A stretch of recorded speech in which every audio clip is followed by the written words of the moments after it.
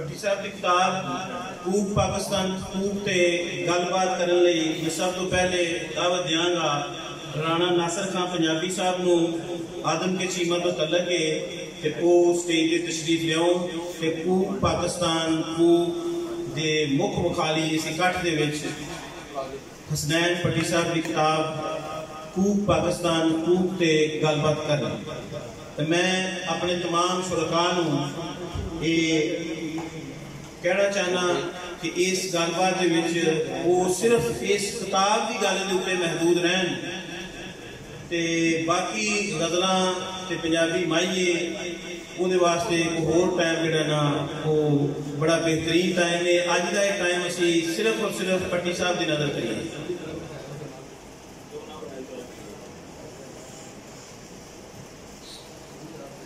अव्वल हमद सना इलाही जो मालक हर हर दा, उसका नाम चितारन वाला किसे मैदान ना हादा। अव्वल हमद सना इलाही जो मालक हर हर दा, उसका नाम चितारन वाला किसे मैदान ना हादा।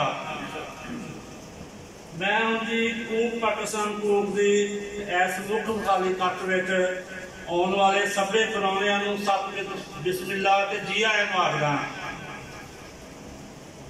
ते इस किताब के लिखारी जनाब मोहम्मद हसनैन भट्टी होरां नूं लख लख मुबारकां ते ढेर वधाइयां।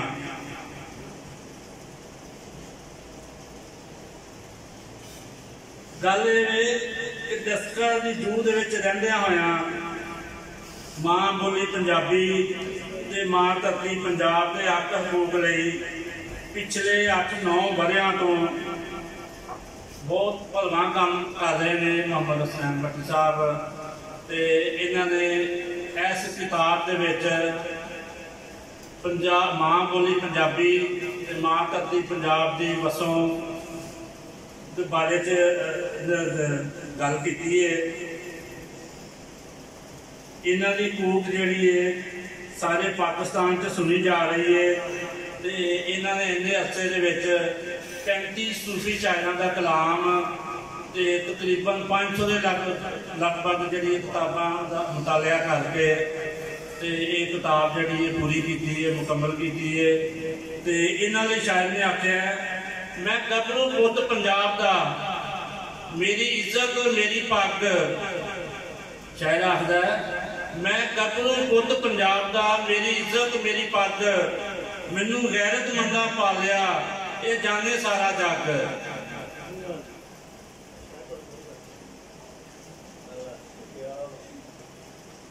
कूक पाकिस्तान कूक का पहला परागा छप चुका है, तुहाडे सामने आ गया है। इहदे विच पंजाब की तलीम के 2 पक्ष बारे लिखारी ने लिखा है। ये एक वसेबी पक्ष ते दूजा मज़ामती पक्ष। मैं तुहाडे सामने मुख्तसरन दोवें पक्ष जिहड़े बयान करांगा। बाबा जी फरीद रहमतुल्लाह अलैह बयान फरमाने ने फरीदा मैनू मुंज कर, फरीदा मैनू मुंज कर निक्की कर कर कुट, भरे खजाने रब दे जो भावें सो लुट।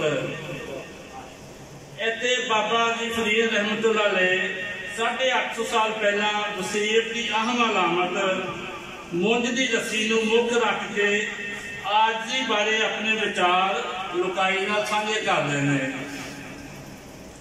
इतों साबित होया 850 साल पहला भी मुंज की रस्सी पंजाबी वसेब का हिस्सा सी ते अज भी हिस्सा है। वसेबी तरीक इस किताब विच बहुत भरवी तरह बयान की गई है, जिहड़ा कि नवेकला काम है। हुण मैं तुहाडे सामने कूक पाकिस्तान कूक विचों तरीक का मज़ामती पक्ष बयान करांगा। पंजाबी के महान सूफी शायर हजरत ख्वाजा गुलाम फरीद रहमतुल्लाह अलैह जिन्हां दी वफात 1901 हुई है। आपने अपनी हिट काफी विच आख्या नवाब भागलपुर नूं आख्या अंग्रेज के खिलाफ मजामत करने लई प्रेरिया। आपने फरमाया अपने मुल्क को आप बसा तू, अपने मुल्क को आप बसा तू, पुट अंग्रेजी खाने। साडे लिए यह मानयोग है कि जो सारे बड़े शरीर गफलत की नींद सो रहा सी ते उदों पंजाबी शायर हज़रत ख्वाजा गुलाम फरीद रहमतुल्लाह अलैह आज़ादी लई आवाज़ चुकी। सज्जनों बेलियो ते मित्रों,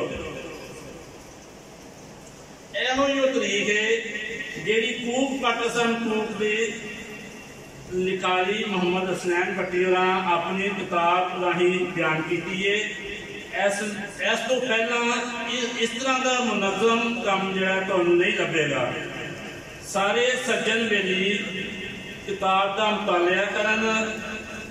ये पाकिस्तान की सब तो वड्डी ज़बान पंजाबी विच बयान लिखी गई है।